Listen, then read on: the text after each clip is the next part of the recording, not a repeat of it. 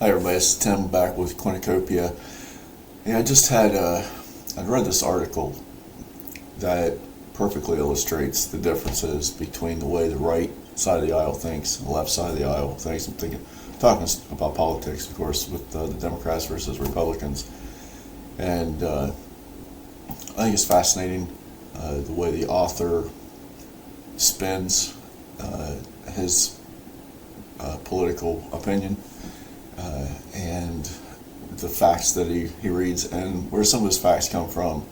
And when I say facts, I use the term very loosely because a lot of the information that we see in the article are not facts. They're contrived, they're opinions, they're lies. Some of them are just outright lies.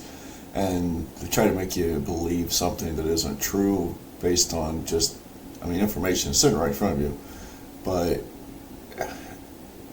too many people will believe it, just like we hear, the other things that the left said during the campaign and over the last 4 years, how Trump would say this or Trump would say that, and when you actually went back and you watched the actual video, he wasn't saying any of that. It has to do with selective editing and just putting things in order that they want it to be in. So this is one of those things that I happened to find, just ran across it, and I want to share it with y'all and get your take on it, and you can let me know what you think, or not, it's up to you, whatever. Anyway, so let's get into this.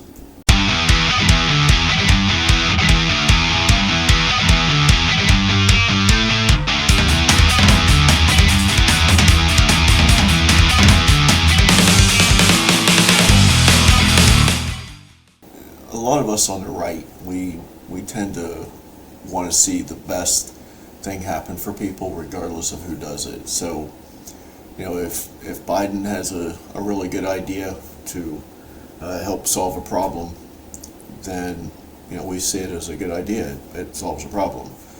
But for some reason, with the people on the left, if someone on the right, like say Trump, has a good idea to solve that same problem, it's a bad thing. They don't see it. They don't want it because it wasn't their person, right? It wasn't Biden that did it. It wasn't Harris that did it. It's orange man bad, right? That they don't like it.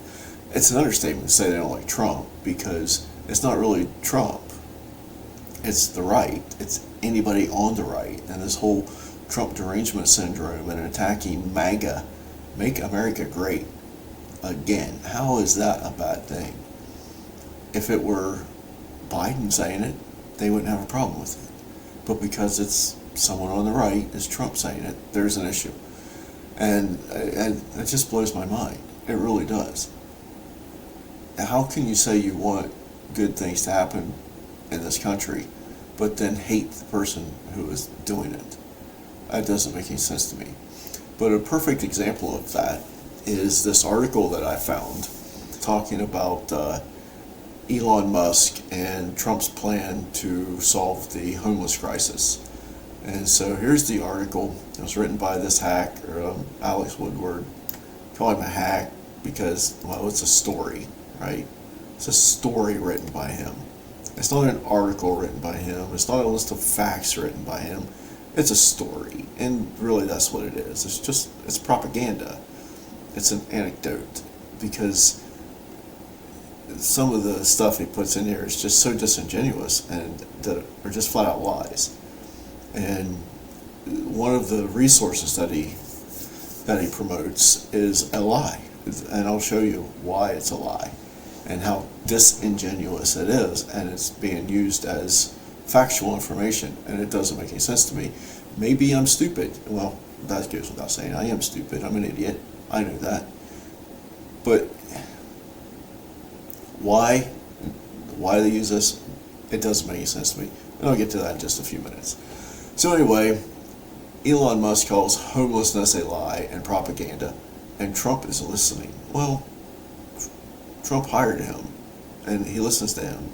He's one of the smartest men alive. Of course he's listening. Now, I will say this. I disagree somewhat with this first statement. So homelessness is a misnomer. This is apparently what's being said by Elon Musk. Um, it implies that someone got a little behind on their mortgage, and if you just gave them a job, they'd get back on their feet.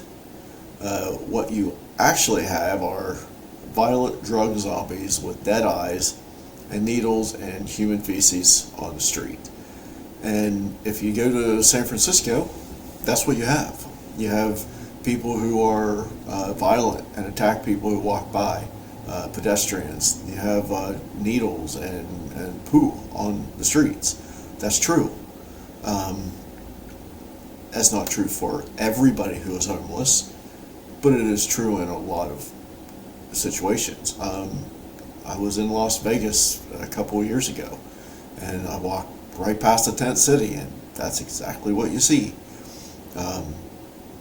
Needles and poop on the street. And San Francisco, I've seen the videos, it's the same way.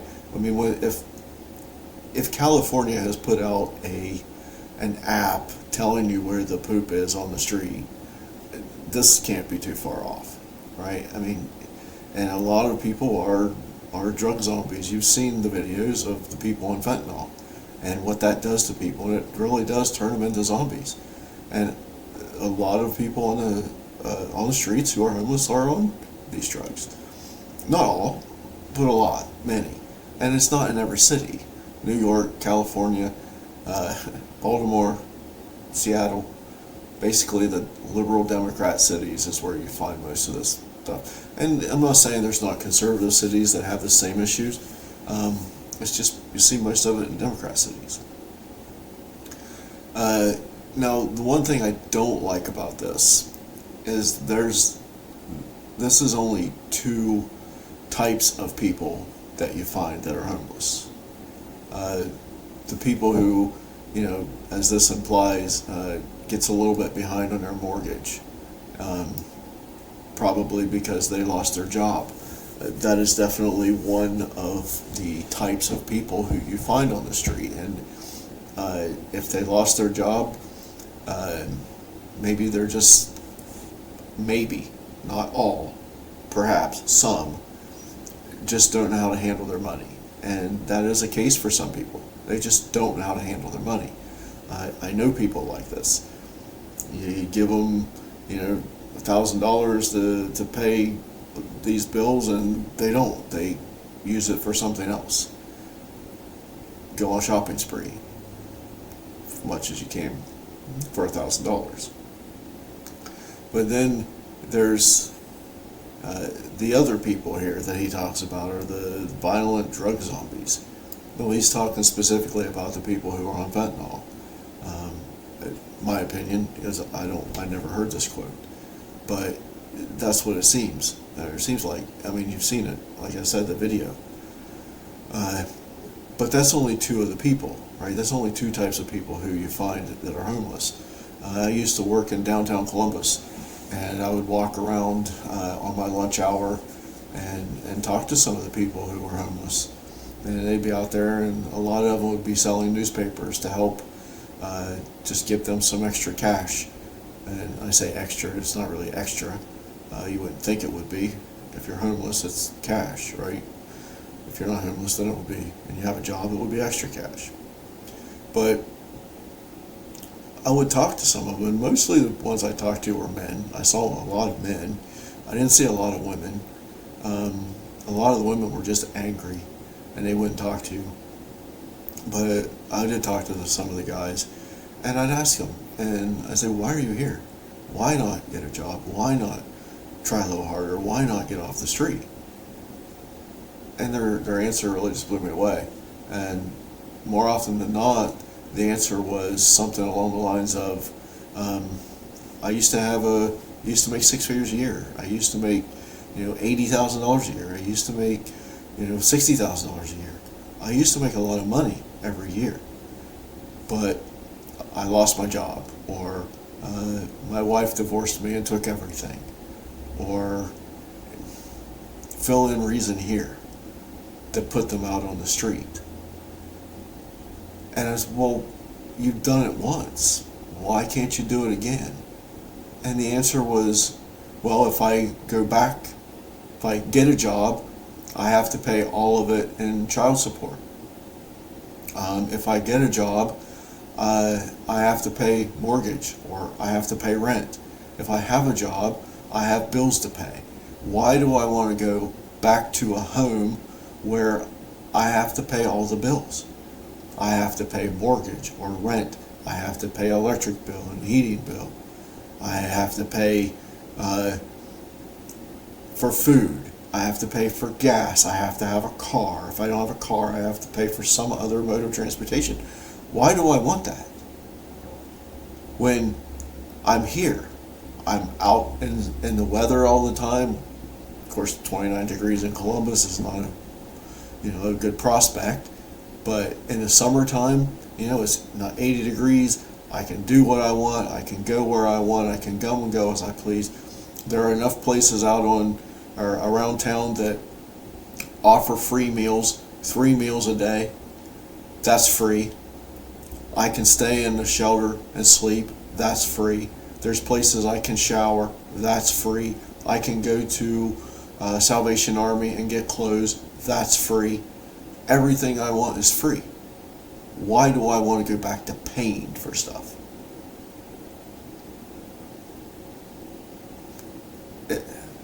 That's true. I've talked to other people who used to run homeless shelters and work with homeless people, and they were told the same exact thing.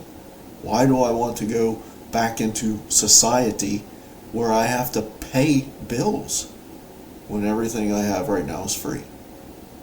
And I can go get money. I can bum money on the streets. I can hawk newspapers. I can do odd jobs, and I don't have to pay taxes.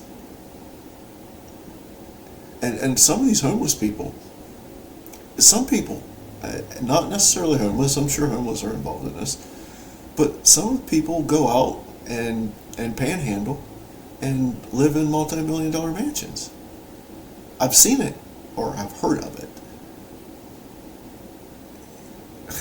Because you can make more money panhandling. I knew a guy when I was in college, a student, a kid, and you'd see him sitting out on the street. He'd have his head down, he'd have his hands out, and he'd put on his worst, dirtiest clothing, he'd cut his shoes up, and he made himself look homeless. And someone asked him, and I was standing there, I heard him, I'm like, why are you out there panhandling? Why do you do that? Why don't you get a job? And he said, I had a job. I was working at a pizza place. I was making $15 an hour. Between driving and delivering and working, I was making $15. Or not 15, it was like 10 at the time. This was in 2000. I was making $10 an hour, which is above minimum wage. But even at $10 an hour, when I sit out on the street and panhandle, I make $20 an hour. Why do I want to go back to panhandling? Or why do I want to go back to my job? I have to pay taxes in my job. Panhandling, I don't have to pay taxes. It's $20 an hour, I got to keep it.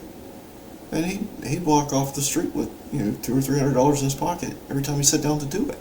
You have to sit there for 8 hours, but $300. I get it. I see why people do this. Not everybody who is homeless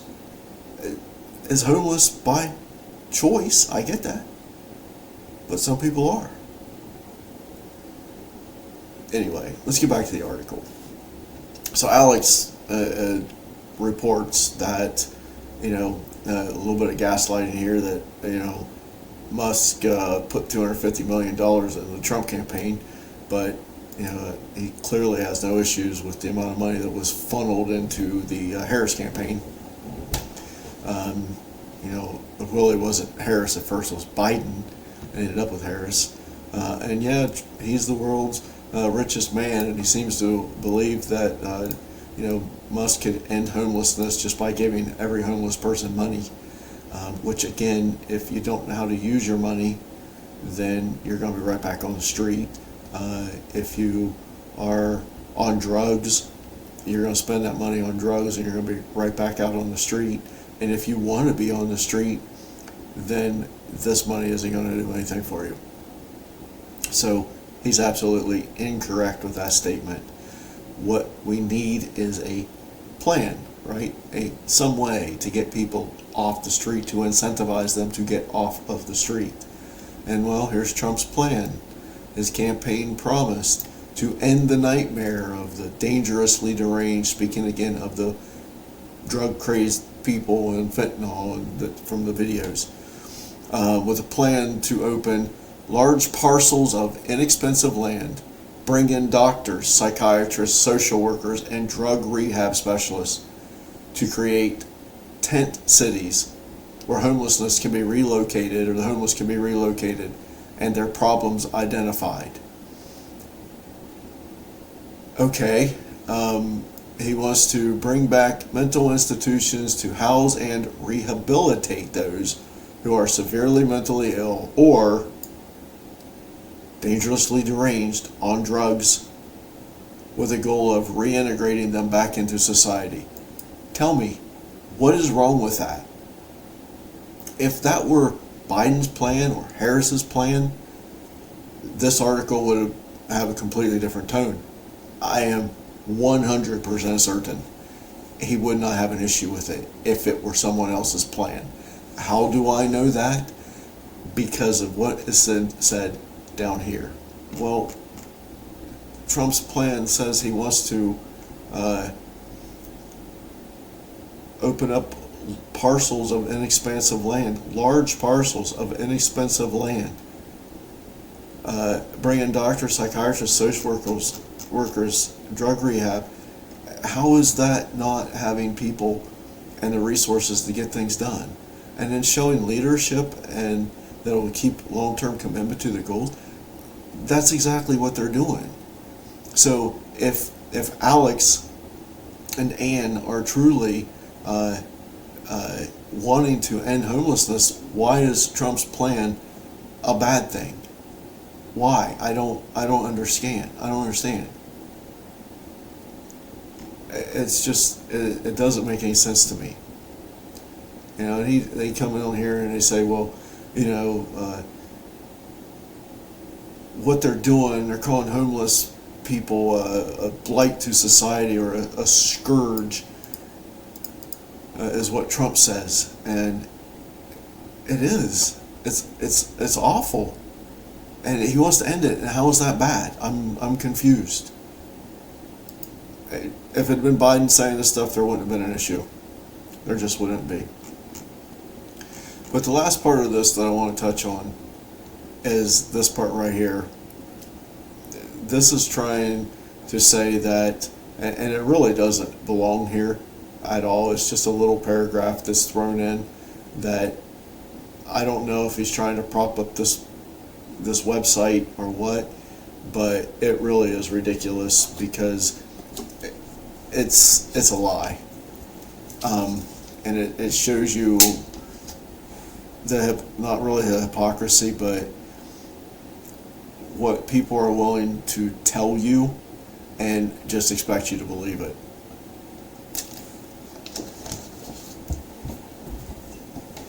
And it's really, if you believe it, then you're dumber than I am, and I'm an idiot. I admit that. But this is fascinating to me, and I have a calculator here so that we can see that I'm not entirely stupid, just partially.